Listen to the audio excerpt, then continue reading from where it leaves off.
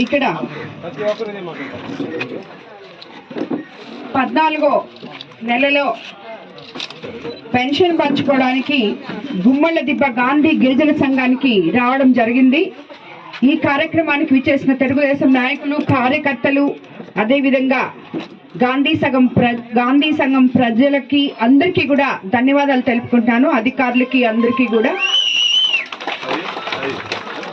మొట్టమొదటిగా మనము ఈ పెన్షన్ తీసుకుంటున్న ఈ 1వ తేదీ అవ్వా తాతలకి ఎంత అద్భుతమైన రోజో వాళ్ళ దగ్గరకు వచ్చి వాళ్ళకి పెన్షన్ ఇచ్చి వాళ్ళ ముఖాల్లో చిరునవ్వు చూస్తుంటే అర్థమవుతుంది.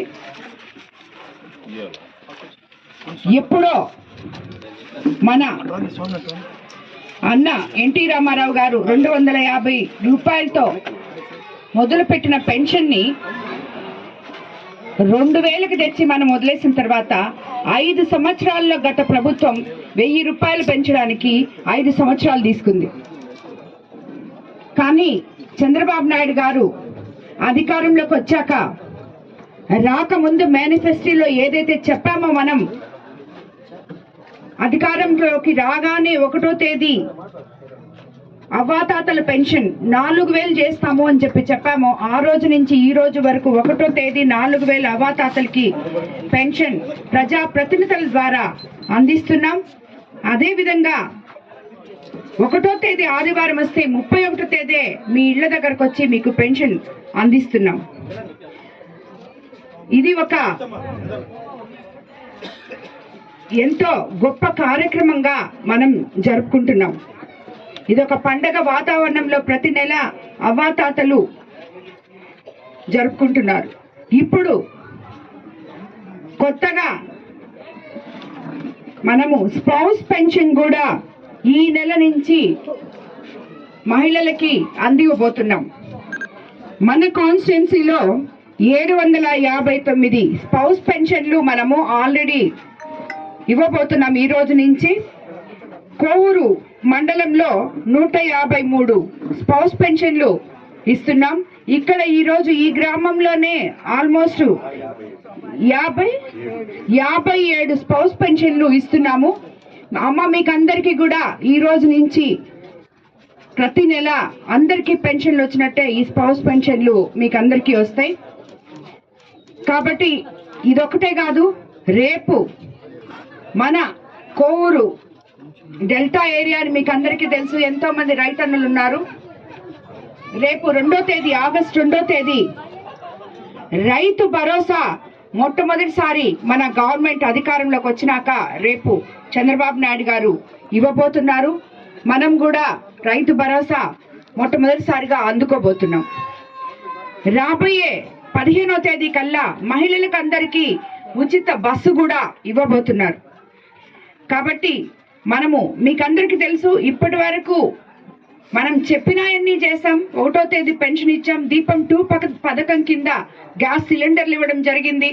అదేవిధంగా తల్లికి వందనం పేరుతో ప్రతి తల్లికి, ప్రతి బిడ్డకి ఆనందించే విధంగా వాళ్ళ అకౌంట్లలో ఒకరుంటే ఒకరికి, ఇద్దరుంటే ఇద్దరికి, ముగ్గురుంటే ముగ్గురికి ఇలాగా తల్లికి వందనం పడడం జరిగింది.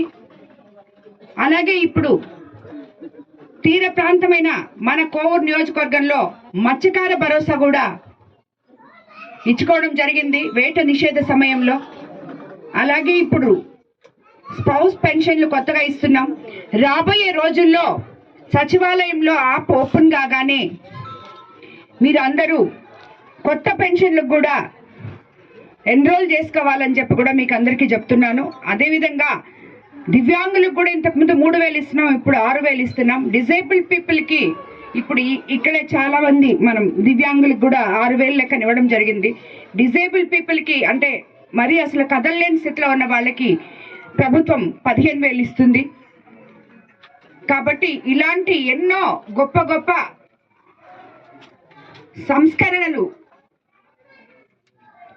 గత ప్రభుత్వంలో ఉన్న ఆర్థిక వ్యవస్థని సరిదిద్దుకుంటూ సంస్కరణల వైపు, పేద ప్రజల వైపు నడుస్తున్న మన ముఖ్యమంత్రికి మనం అందరము కూడా ధన్యవాదాలు తెలుపుకోవాలి.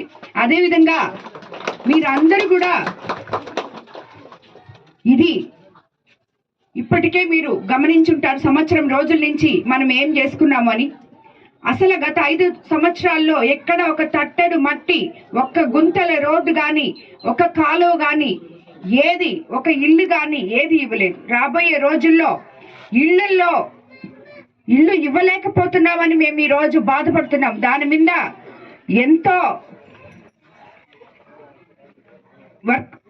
ఎంతో పని చేస్తున్నాం. ఎలాగా మీకు అందరికీ సొంత ఇల్లు ఇవ్వాలి అని చెప్పి, ఉన్న ఇల్లు ఎలా బాగు చేయాలి అని చెప్పి. కానీ గత ప్రభుత్వంలో స్థలాలు మీ పేర్లు రాసుకున్నారు, కానీ ఆ ఇల్లు మీ దాకా రాలేదు. అలా రాకుండా ఖాళీగా ఉన్న కాలనీలు ఈరోజు మన కోవూరు కాన్స్టిట్యున్సీలోనే ఎన్నో ఉన్నాయి. తొందరలో అవన్నీ వాటి మీద తగు చర్యలు తీసుకొని ఆ ఇళ్ళన్నీ ఏ పేద ప్రజలకైతే అర్హులో వాళ్ళందరికీ కూడా రాబోయే రోజుల్లో ఆ ఇల్లు ఇస్తామని కూడా చెప్తున్నాం. అదేవిధంగా ఎక్కడైతే చవిటి కాలువలు లేవో, రోడ్లు లేవో ఆల్రెడీ స్టార్ట్ చేసాం. మనం ఒక్కొక్క దగ్గర వేసుకుంటూ వస్తున్నాం. అదేవిధంగా కాన్స్టిట్యున్సీలో మొత్తం అభివృద్ధి పదంలో తీసుకెళ్లి ముందుకు నడిపిస్తామని చెప్పి కూడా మీకు అందరికీ మాటిస్తున్నాను. అదేవిధంగా మీకు అందరికీ తెలుసు, మనము ఒక పేద ప్రజల కోసం కలలు కని వాళ్ళ బిడ్డలకి ఉపాధి కల్పించేదానికి ఏమేం చేయాలో, ఎక్కడెక్కడ మనకి పరిశ్రమలు తీసుకురావాలో అని పాటుపడుతున్న ముఖ్యమంత్రి చంద్రబాబు నాయుడు గారు, అదేవిధంగా మన లోకేష్ బాబు గారు, పవన్ కళ్యాణ్ గారు, వీళ్ళందరితో కలిసి మనము ఈ ప్రభుత్వంలో ఉన్నాం. వీళ్ళందరూ కూడా మీ బాగోగులు, నేను కూడా వాళ్ళతో కలిసి మీ బాగోగుల గురించి ఆలోచించి మీకేం కావాలో తప్పకుండా వాళ్ళ దృష్టికి తీసుకెళ్లి మీకు అందరికీ కూడా అవి తీరుస్తానని మరోసారి